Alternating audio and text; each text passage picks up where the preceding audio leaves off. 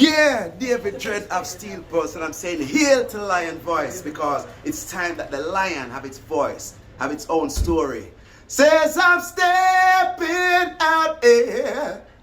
Hear me now. Yeah, the lion's voice. Raw. What do you have to tell the people about Rastafari? Light to the world.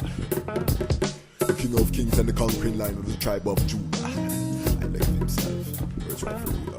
Hey yo! Yeah. Hear them high, hear the black king born the 23rd of July. So tell them guy who praise God up in the sky, it's a lie. The Almighty living on your night. From ancient time them a try. Them Romans know them just open them suit and ties. Criminals ain't got no alibi, they stole my people. Then them come spread out them genocide. Are you talking about slavery? Them couldn't kill. The lion will come conquer Judah tribe. Go through tribulation, and I strive, see sufferation, and I still rise. That's why we tell them in America, live Rastafari in every ghetto area. We come to tell them in a Toronto, straight at Ethiopia.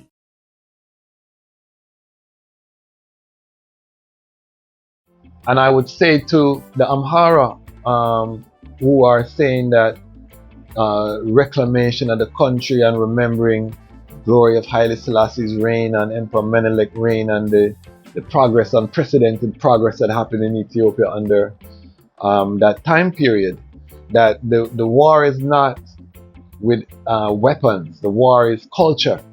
The war is because we have to recognize that the Derg took the history. You know, that imperial history has been a lot of propaganda surrounding it. Was Menelik a perfect man? No. Was Haile Selassie perfect? To I and I, yes. Ones may have their critique, you know what I mean? And they can be free. But most of those challenges, you know, because I tell one, what would have happened if Haile Selassie was able to implement his program of reform unchallenged? What would Ethiopia look like today? And again, you can only judge by what he accomplished in the face of such great opposition, not only from Oromo or Tigray or the other kingdoms, you know, because the nobles, he had to cut their power in order to provide a constitution. You know what I mean? In order to rise people from peasants to citizens, he had to step on a lot of toes. But this generation would not appreciate of that. To send girls to school, to send, you know, even your sons to school outside of the church. This was a fight. But this generation don't remember those times and the work that was put into. But imagine if the nation had just implemented his reforms unchallenged. There would be no countries that would be on par with Ethiopia on the planet. You know what I mean? And this is why we say the highest of himself shall establish I and I. And we can say that with confidence again because of what was accomplished in the face of those great obstacles and challenges. Because you can see what a leader in their heart by their works, what they represent. You know, and His Majesty's work, you know, when you pile them up, and this is where a lot of the detractors fail. They look at one piece. They're not looking at the whole of the work that he did and what he would have accomplished had he not been so challenged. You know, uprisings and these things take resources.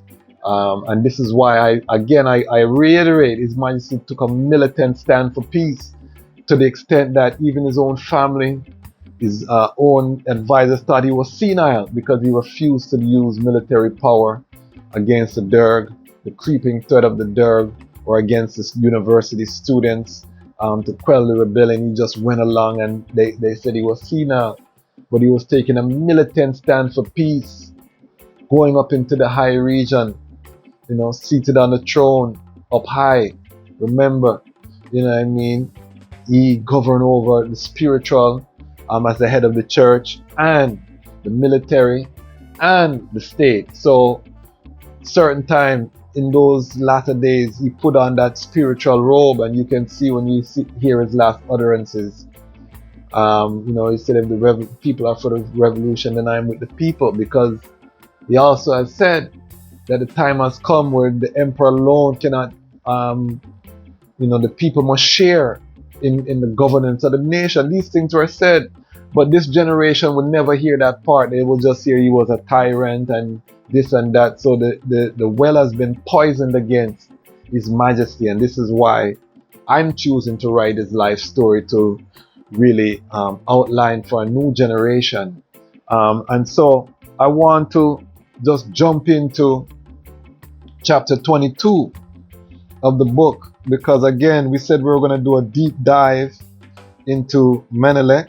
Let us know your thoughts. This is a hot topic, a sensitive topic.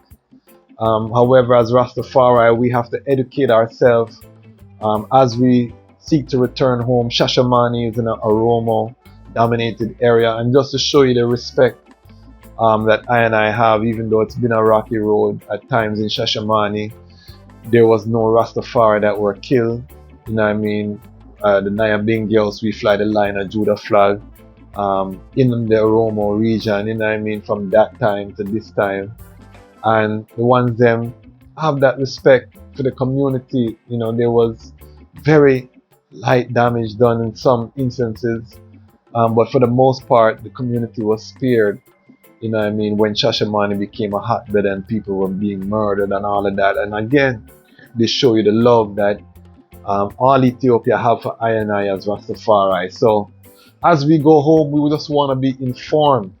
And again, I caution my Rastafari family from taking sides. I think Rastafari, one of the things that is our role in this whole returning home to Africa is to be that peace, is to be that mediator between brothers and sisters, to say, listen, one Africa, put down the guns, let us not kill our brothers, let us unite, let us take the resources, let us harness, let us raise the standard of living of our people. We are in a living paradise. Africa is a paradise, you know, sunshine, solar energy. We can harness all of these natural resources from Africa to create something the world has never seen.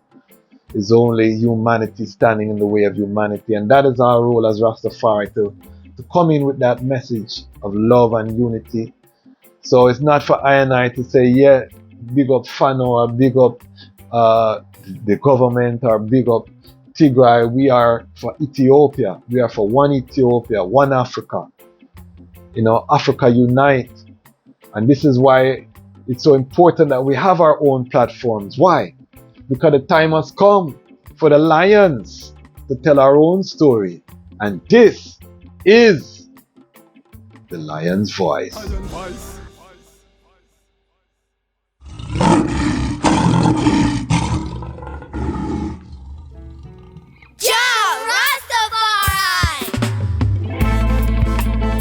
Them could never conquer the mountains, thousands of years and counting.